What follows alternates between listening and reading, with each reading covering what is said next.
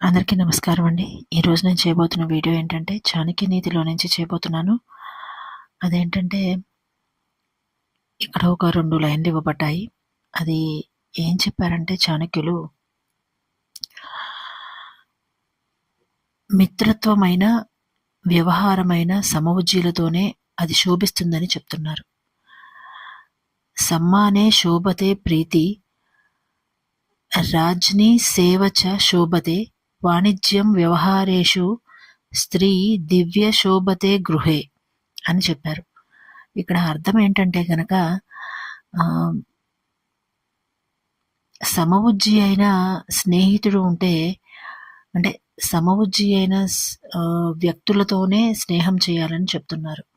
ఇంకా రాజుని ఎప్పుడైనా సరే సేవిస్తే దేశ ప్రజలు రాజుని సేవిస్తే అది శోభగా ఉంటుంది అని చెప్తున్నారు. ఇంకా వాణిజ్యం అంటే వ్యవహారము, వ్యాపారము అనేది వైశ్యులు చేస్తే గనక అది శోభగా ఉంటుంది అని చెప్తున్నారు. ఇంకా మంచి లక్షణాలు ఉండే స్త్రీ ఇంటికే కళ, శోభత అని తీసుకొస్తుంది అని చెప్తున్నారు.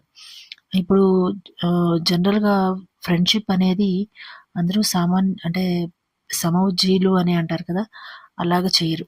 అంటే కొంచెం ఆపోజిట్గా, అంటే సేమ్ స్థితిలో ఉండేవాళ్ళు, లేదంటే వాళ్ళ స్థితికి ఆపోజిట్గా ఉండే వాళ్ళతో జనరల్గా ఫ్రెండ్షిప్ అనేవి జరుగుతూ ఉంటాయి. కానీ చాణక్యులు సేమ్ ఒకే స్థితిలో ఉండే వాళ్ళతో మాత్రమే, సమవుజ్జీలతో మాత్రమే స్నేహం చేయమని చెప్తున్నారు. అలా చేయడం వల్ల వాళ్ళ స్థితిగతుల్లో ఎలాంటి తేడాలు రావని చెప్తున్నారు. అలా తేడాలు జనరల్గా వ్యతిరేక స్థితుల్లో ఉండే వాళ్ళకి వాళ్ళ స్థితిగతుల గురించిన తేడాలు అలా వచ్చి వాళ్ళ మిత్రత్వం పాడయ్యే అవకాశం ఉంటుంది.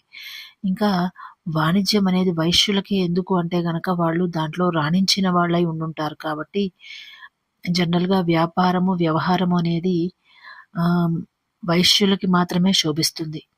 ఇంకా రాజుని ప్రజలు ఎప్పుడు సేవించే ఒక స్థితిలో ఉండాలి. అలాగే రాజు వాళ్ళని ఆదరణగా చూస్తూ వాళ్ళ మంచి చెడ్డలు కనుక్కునే విధంగానే దేశానికి సంబంధించిన రాజు ఉండాలని చెప్తున్నారు.